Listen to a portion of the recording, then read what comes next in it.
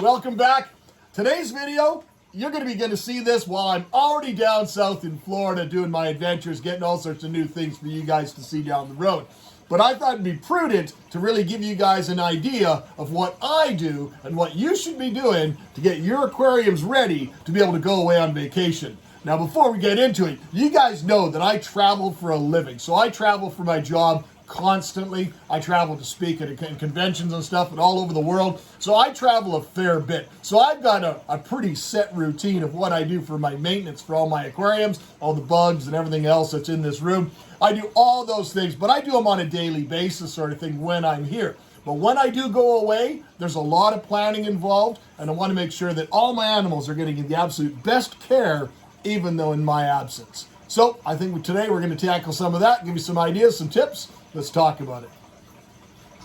Now, first and foremost, for a healthy aquarium, a healthy balanced aquarium like the big Congo tank, these fish are good to go. You know, there's not really a lot I can do wrong with them. They're very, very tough fish. The tank is undercrowded. It's got a massive filtration system. You know, everything's on timers. You know, the only thing that comes down to it is feeding. But before we're going to go away, there are some things that we're going to need to take care of. Step number one is that we're going to give the tank a very thorough cleaning. We're going to give it a very, very good cleaning of the substrate. Now, as you see, my substrate is primarily sand, so I cannot use a gravel vacuum like you traditionally would use for a gravel bottom. But I will go and stir up all the sediment in that aquarium, in that tank, in the substrate, loosen it all up, and then I will go in and I will siphon off all that detritus.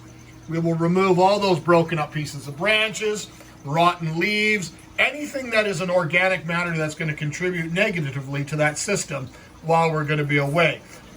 See all those broken branches? That's from those Dankilia. They've been slowly but surely grazing on the branches I showed you guys and breaking up the branches, eating all the algae and biocover that forms on it. They're absolutely gregarious feeders.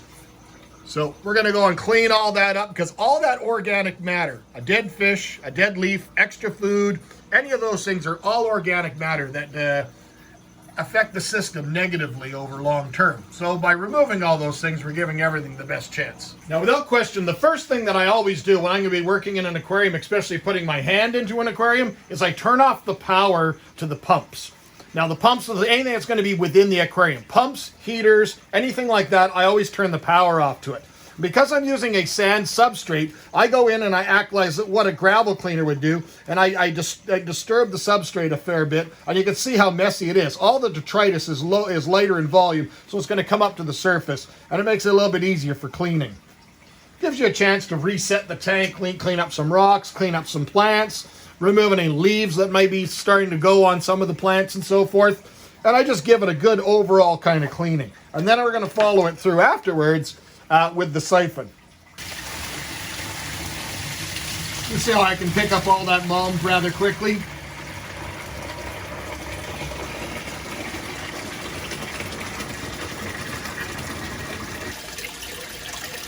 Once I've removed the quantity of water that I want to, I then refill my water. Now, if you live in a city and you have municipal mains, you're going to need to know whether or not you have chlorine or chloramine, and you got to make sure you use the proper water conditioner to remove those products. I live out in the country, so I'm dealing with well water, and then I also manufacture my own water through a reverse osmosis unit, so I'm getting water that is chemically pure. The only thing that I have to add to my water is I have to add a product. I use a product by Seachem called Equilibrium. This is the old container, and I use it for mixing. And it basically balances the general hardness for the water and stabilizes reverse osmosis, so it's good for the fish. Now, while you're doing that, this is a good time that you can go and water your plants using the fish tank water. For me, I'm going to go inside the internal baffle, and I'm going to pull out the internal pump that runs the trickle filter. And then I'm going to check the impellers on that, make sure it's not plugged up with any sort of detritus or Malaysian trumpet snail shells. And then also is now a perfect time that you definitely don't want to ignore. You want to go and check your filtering systems as well. I will take that apart, give all the media a rinse. I do not have chlorine, so I'm okay. But if you do have chlorine and you're going to take care of your maintenance of your filtering systems, be it a hang on the back filter, anything that has a filter cartridge that you wash under the tap, you're going to make certain that that water is dechlorinated. And in my case, because I don't have chlorine, I can wash them directly. But if it were you, I would take those inserts out and I would rinse them in the dirty water of the aquarium, and most of the detritus and everything will come off of it that way. Fish tank water is absolute liquid gold for your houseplants. All those dilute waste products in the water make for exceptional, very, very low dose fertilizers for things that cannot tolerate a lot of fertilizers, like these orchids. All right, filtering system, clean, check. And then the other system is up and running now again. No problems there. Everything's good. We went and maintained the pump that was in there that's driving the wet-dry filter. And you can see that the water line is maintained where that black bulkhead is. That's perfect. So I know that I'm good to go. Now, the only other thing is, it looks a little bit cloudy. That's the additive that I put in the water, the equilibrium that I add into the water to make sure everything's good for the water chemistry. Just one thing that I have to do using reverse osmosis water. But only other thing we have to deal with now is feeding while I'm away. So for the piranha tank, because they are meat eaters, predators, their primary diet, as I've mentioned in many videos, is primarily insect larvae. However, they do eat occasional fish, and they do eat occasional crustaceans and stuff. This is the primary composition of the diets that I use for feeding my group of wild-caught Tychochromis nateri, the red-belly piranha. Now, for me to get ready to go away, I am very fortunate that I have a daughter that will look after the fish. Now, besides feeding the fish, she will also check the water levels in the sumps and so forth, and she knows how to deal with that. She knows how to turn on the RO water and up. So having somebody, either a relative, a family member, or a good trusted neighbor, or a fellow aquarist come by and take care of those things is absolutely invaluable to you. So now the one thing I will do is, the one thing I do for her is I will go and prepare portion sizes of these items, and I will either put them into either disposable bags, but I don't necessarily dispose of them. I use them time and time again, or even in little containers. They're all portioned out, ready to go, put in the freezer. Now, one little tip of trade that I can really shine on you guys is the fact that do not feed your fish every single day.